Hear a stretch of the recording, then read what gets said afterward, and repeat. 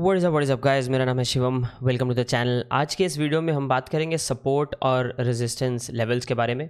Now इससे पहले कि गाइस हम वीडियो स्टार्ट करें, एज ऑलवेज लाइक बटन पे मुक्का मारना और सब्सक्राइब करना मत भूलिएगा। और दूसरा, अगर आप इंटरेस्टेड है पैसा बनाने, बचाने और बढ़ाने में, स्टॉक मार्केट्स की बात करेंगे और पर्सनल फाइनेंस की बात करेंगे, पैसा कैसे ज़्यादा बनाया जा सकता है डिजिटल इकोनॉमी में रिमोट काम करके और ये सब चीज़ों के बारे में, तो फाइनेंशियल फंडा नाम का मैंने चैनल स्टार्ट किया है गाइस। उसका लिंक मैं नीचे डिस्क्रिप्शन में और पिन कमेंट में छोड़ रहा हूँ, ज़रूर आप वो चैनल चेकआउट कर सकते हैं। तो गाइस, सपोर्ट और रेजिस्टेंस की बात कर लेते हैं। पहली एक चीज़ मैंने आप लोगों के साथ बहुत बार शेयर की है, वो है कि मैं खुद पर्सनली इंट्राडे ट्रेडिंग जो है वो करता नहीं हूँ। और अगर मैं करता भी हूँ तो मैं बहुत बेसिक से लेवल पर करता हूँ, तो इतना ऐसा कुछ होता नहीं मुझे कि मुझे बेसिकली टाइम ही नहीं मिल पाता। तो ट्रेडिंग जो एक ऐसी चीज़ है, ट्रेडिंग के लिए बहुत ज़्यादा मेरे हिसाब से पढ़ाई और टाइमिंग और टाइम देने की ज़रूरत है, जो अनफॉर्चुनेटली मेरे पास नहीं होता। तो I prefer long term, medium term to long term investing. Medium term में भी अगर मुझे कोई आउटराइट काफ़ी ज़्यादा प्रॉफिट दिखता है तो आई बुक दैट। हाउएवर, क्या इसका ये मतलब है कि हम जो मीडियम टर्म और लॉन्ग टर्म वाले लोग हैं वो सपोर्ट और रेजिस्टेंस लेवल्स को यूज़ नहीं कर सकते? गलत, right? We can use it, we can still use these levels. And हम क्या कर सकते हैं, इन लेवल्स को यूज़ करके हम मीडियम और लॉन्ग टर्म के लिए अच्छे पोजीशंस जो है वो ले सकते हैं।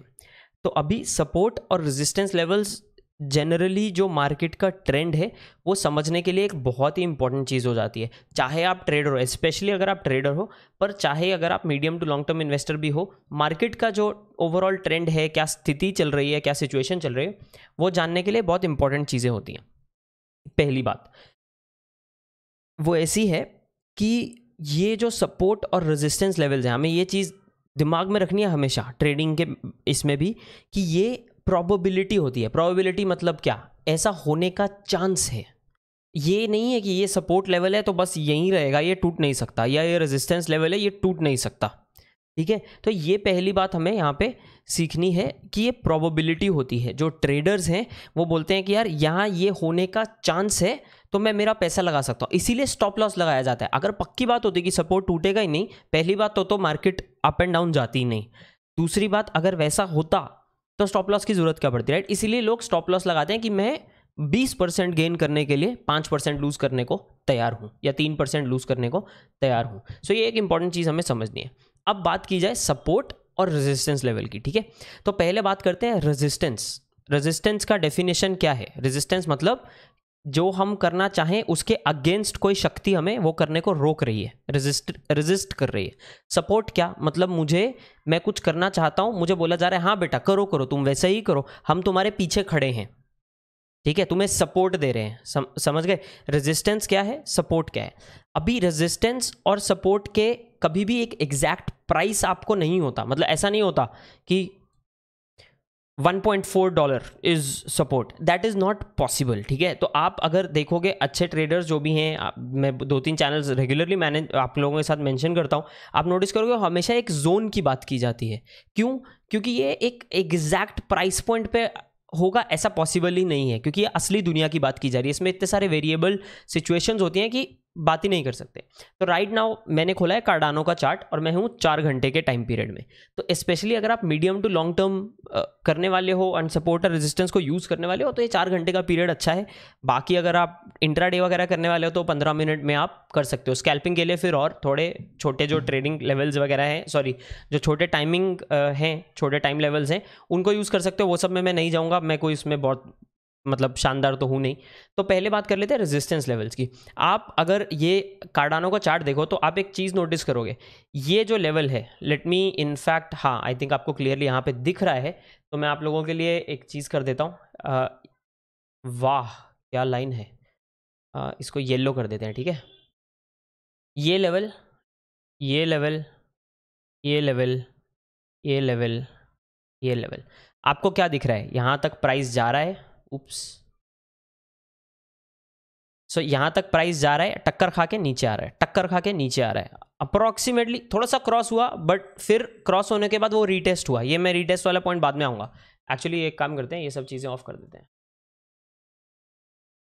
या तो आप अगर अब क्लियरली चार्ट दिख रहा होगा, पहले तो घास फूस दिख रहा था, फिर वापस ये देखो नीचे गया, टक्कर खाया, नीचे आ गया, वापस अभी मैं जब सपोर्ट की बात करूँगा तब बताता हूँ। टक्कर खाया, वापस धक्का लग गया, टक्कर खाया, वापस लग गया। ये क्या बोल रहा है, ये लेवल, ये जो आप अप्रॉक्सीमेट जो लेवल है अभी के प्राइस में देखो तो 1.78 या इवन इनफैक्ट जहाँ पे कैंडल्स ज़्यादा है, विक से ज़्यादा कैंडल्स भी घूम रही हैं, आप वो भी देख सकते हो।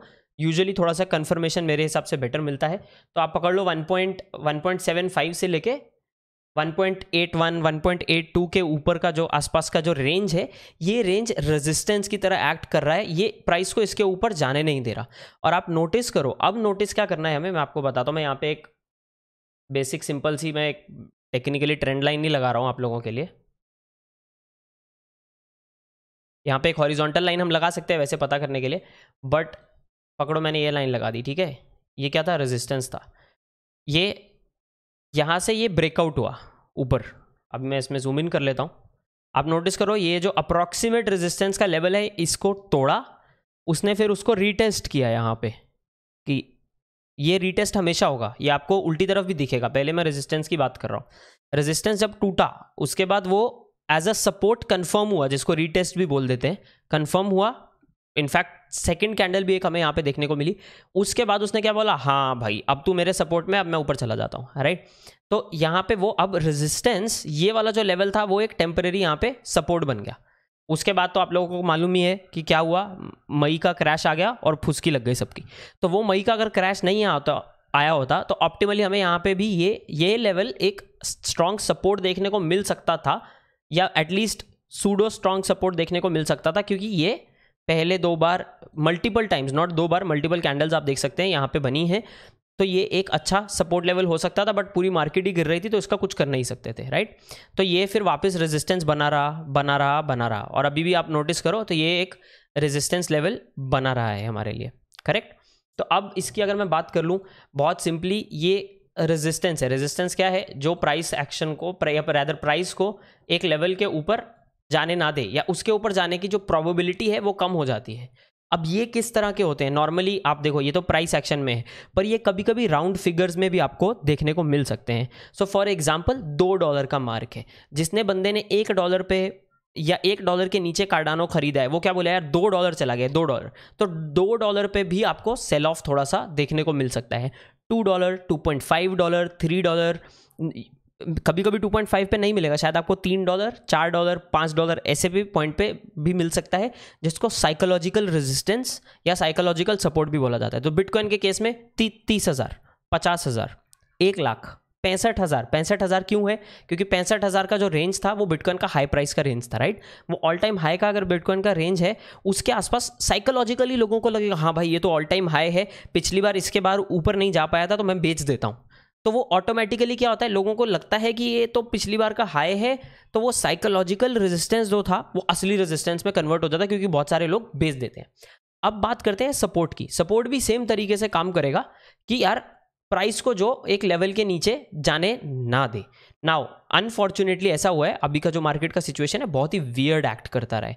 तो मैं जो आपको बता रहा था, सपोर्ट रेजिस्टेंस बन जाता है और रेजिस्टेंस सपोर्ट बन जाता है, उसका बहुत क्लियर कट एक अपने पास एग्जाम्पल है। तो आप अगर नोटिस करोगे तो ये जो लेवल है, ये अप्रॉक्सीमेट लेवल है, ये पहले रेजिस्टेंस बना था, इसके ऊपर हमें ब्रेकआउट देखने को मिला। उसके बाद ये लेवल अप्रॉक्सीमेट अगर देखो तो एक सपोर्ट बना रहा है। कैसे, ये वाला वीक तो मतलब आप, ये तो बेसिकली यहाँ पे कैस्केडिंग स्टॉप लॉसेस टूटे तो उसको हम छोड़ सकते हैं, बट अप्रॉक्सीमेटली जो ये रेंज थी ये यहाँ पे टेस्ट हो रहा है as support, as support, as support, as support, थोड़ा सा टूटा बट वापस ऊपर आ गया, राइट। फिर एज सपोर्ट, फिर उसमें आप देखोगे जो रेजिस्टेंस टूटने के बाद रीटेस्ट हुआ था वो यहां सपोर्ट टूटा, रीटेस्ट हुआ, नीचे चला गया, फिर वापस आया, बट उसके बाद उसका मूड ऑफ हो गया। नाउ अब क्या हुआ, ये सपोर्ट लेवल था एक बहुत ही अच्छा।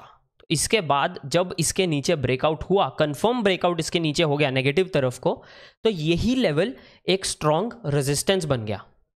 ये बहुत कॉमन होता है, एक लेवल जो बहुत स्ट्रॉन्ग सपोर्ट रह चुका है, जब उसके नीचे प्राइस चला जाता है तो उसको तोड़ना हमारे लिए एक बहुत इंपॉर्टेंट चीज़ हो जाती है, तो उसको हम एक इंपॉर्टेंट रेजिस्टेंस लेवल भी बोल देते हैं। अब अगर आप नोटिस करोगे इस चीज़ के बाद क्या हुआ, प्राइस ने ऊपर आने की कोशिश की यहाँ पे उसको, अब वही जो लेवल पहले सपोर्ट था,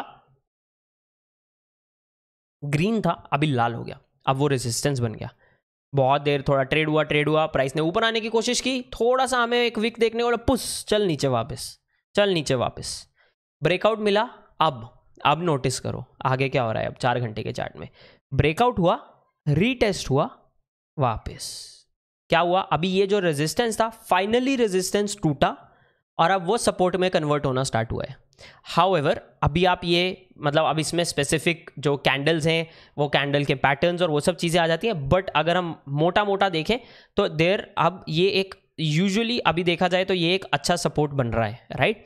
नाउ कौन से और इंपॉर्टेंट लेवल्स होते हैं जो सपोर्ट भी हैं और रेजिस्टेंस भी हैं। तो ये जो लेवल था ये पहले अप्रॉक्सीमेट सपोर्ट का जोन था, फिर ये एक रेजिस्टेंस जोन बना, अब ये वापस सपोर्ट जोन बन रहा है।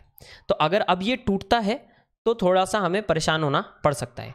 सेकंड चीज़ जो हम कार्डानो के ही चार्ट में मैं आपको बोलता हूँ, अगर मैं छोटे टाइम फ्रेम में भी जाना चाहूँ तो मैं आप लोगों को थोड़ा सा एक चीज़ और बता सकता हूँ लास्टली। सो इस तरीके से थोड़ा ना सपोर्ट और रेजिस्टेंस लेवल्स काम करते हैं, तो इस हिसाब से आप आइडिया ले सकते हो कि आपको कब कैसी पोजीशन लेनी है। तो जब मैं मीडियम या लॉन्ग टर्म के लिए पोजीशन ले रहा हूँ तो मैं यूजुअली एक अच्छे हैवी सपोर्ट लेवल, या तो जो पहले बहुत ही अच्छा रेजिस्टेंस रहा है और अब वो सपोर्ट में कंफर्म कन्वर्ट हो चुका है। कंफर्म कन्वर्ट कैसे होता है कि वो टूटा रेजिस्टेंस लेवल, उसके बाद रीटेस्ट हुआ और रीटेस्ट के बाद उसने वहाँ से जंप लिया, तो वो कंफर्म होता है। अभी ये कंफर्म लेवल नहीं है, so what I will wait is a confirm level की, ये कंफर्म्ड सपोर्ट है मेरे लिए, स्ट्रॉन्ग सपोर्ट है, उसके आसपास फिर मैं पोजीशन लेनी स्टार्ट करूंगा और उसके जस्ट नीचे मेरा स्टॉप लॉस रहता है। Usually that is our traders take. अभी जस्ट नीचे में क्या है, वो आपका रिस्क और रिवॉर्ड का रेशो ट्रेड के पहले ही आपको डिसाइड करना होता है। नाउ पॉइंट इज, अगर मुझे मीडियम और लॉन्ग टर्म पोजीशन लेनी है तो मैं क्या वेट करूंगा, अगेन मैं इस एक हैवी सपोर्ट लेवल जो होगा उसके आसपास पोजीशन ले सकता हूं। इन दिस केस अगर मैं 4 घंटे के चार्ट में देखूं, मैं पर्सनली अगर देखूं, नॉट ट्रेडिंग एडवाइस, मीडियम और लॉन्ग टर्म पोजीशंस की बात कर रहा हूं, तो अप्रॉक्सीमेटली जो मेरे पास 1.35 से अराउंड 1.39 का रेंज है, मैं उसमें सोच सकता हूं medium to long term position लेने का। मोटा बता रहा हूं by the way, these are not exact levels, and मैं एग्जैक्ट लेवल्स क्योंकि मैं ट्रेड नहीं कर रहा हूं तो 2 या 3 सेंट से मुझे ज़्यादा फर्क नहीं पड़ता, because I am holding Cardano for a really long time, right. 2-3 cents तो पता भी नहीं चलता। पर एक इंपॉर्टेंट लेवल क्या हो सकता है जहाँ से मुझे ये फ्लैश विक देखने को मिला है, या सूडो फ्लैश, ये this is not exactly flash wick क्योंकि यहाँ पे दोनों तरफ से बुल्स और बेयर्स भी थोड़े थे, बट बुल्स ने ओवरटेक कर लिया उनको, बट अप्रॉक्सीमेटली ये लेवल भी एक अच्छा लेवल हो सकता है, ठीक है। So what I will do now is, यहाँ पे अगर मैं एक ट्रेंड लाइन खींचूं तो मुझे दूसरी टेढ़ी सपोर्ट भी पता लग सकती है। तो अभी तो हम बात कर रहे थे हॉरिजॉन्टल लेवल के बारे में, बट अगर मैं ट्रेंड लाइन लूँ, अभी ट्रेंड लाइन एक चीज़ आपको करना होता है नॉर्मली, जो मैं थोड़ा सा बाद में सीखा था, वो है कि अगर मैं ट्रेंड लाइन्स बना रहा हूँ गाइस, तो ट्रेंड लाइन मुझे जब बनानी है, what I have to do is, मुझे डिसाइड करना है कि मैं विक लेने वाला हूँ मेरे पूरे एनालिसिस के लिए या मैं कैंडल लेने वाला हूँ, ठीक है। बहुत इंपॉर्टेंट है, आप विक टच कर रहे हो या कैंडल टच कर रहे हो, तो वो आपको एक बार डिसाइड करना है। तो हम ये पहले वाला पार्ट थोड़ा सा इग्नोर कर देते हैं। अगर मुझे आने वाले कुछ दिन के लिए पोजीशन का सोचना है तो what I will do is, मैं अभी फॉर एज एन आइडिया मैं यहाँ पे एक ट्रेंड लाइन आप लोगों को विक के हिसाब से मैं ट्रेंड लाइन दे देता हूँ, बट दिस इज ऑल्सो, आप देखो ये हैमर कैंडल है, तो मैं इसको अभी के लिए इग्नोर करूँगा। मैं उसके पहले वाले जो 2 कैंडल थे उनके हिसाब से विक लूँगा।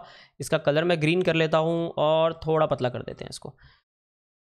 तो अपने पास ये एक इम्पॉर्टेंट ट्रेंड लाइन हो जाती है, ये भी एक सपोर्ट की तरह एक्ट कर सकती है। आप नोटिस करो यहाँ इस लेवल पे बाउंस आया था ना, हमने ऐसी बनाई है ना, अब इस लेवल पे अगर हमें बाउंस नहीं देखने को मिलता है और यहाँ से ये ब्रेक हो जाती है ट्रेंड लाइन, तो इसका मतलब ये अब एक इंपॉर्टेंट रेजिस्टेंस बनने का चांस हो जाता है, या एक तगड़ा रेजिस्टेंस बनने का चांस हो जाता है। तो हमें यहाँ पे अभी देखना है कि नेक्स्ट कैंडल जो बनना स्टार्ट होता है या नेक्स्ट कैंडल जो क्लोज होता है वो इसके बाद यहाँ से जंप लेता है या इसको तोड़ के नीचे चला जाता है। तो ये इस तरीके से भी आप चाहे पॉजिटिव साइड पे चाहे नेगेटिव साइड पे, दोनों तरफ से आप कैंडल्स को ट्रेंड लाइंस को भी सपोर्ट और रेजिस्टेंस की तरह ट्रीट कर सकते हो। So this is an approximate idea of कि सपोर्ट और रेजिस्टेंस चार्ट पे कैसे पहचानी जाती है।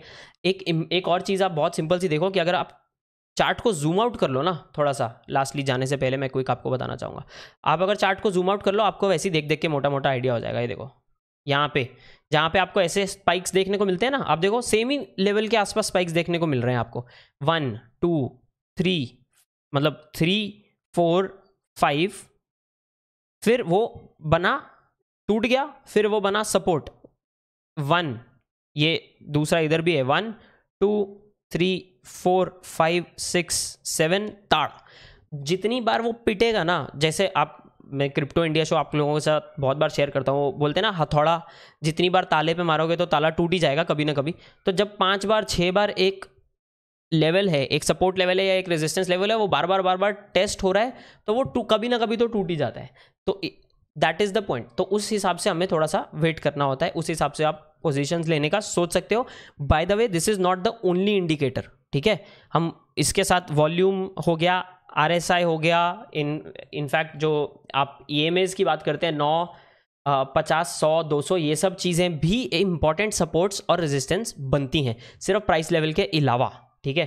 तो अगर मैं 4 घंटे के चार्ट में आप लोगों के साथ BTC खोलूं तो आप नोटिस कर सकते हो यहाँ पे मेरे पास एक EMA लाइन जो है 36,000 के लेवल पे एक रेजिस्टेंस बना हुआ है। देखो आप, ये पहले यहाँ पे गया, यहाँ से रिजेक्ट हुआ, यहाँ गया, रिजेक्ट हुआ, राइट।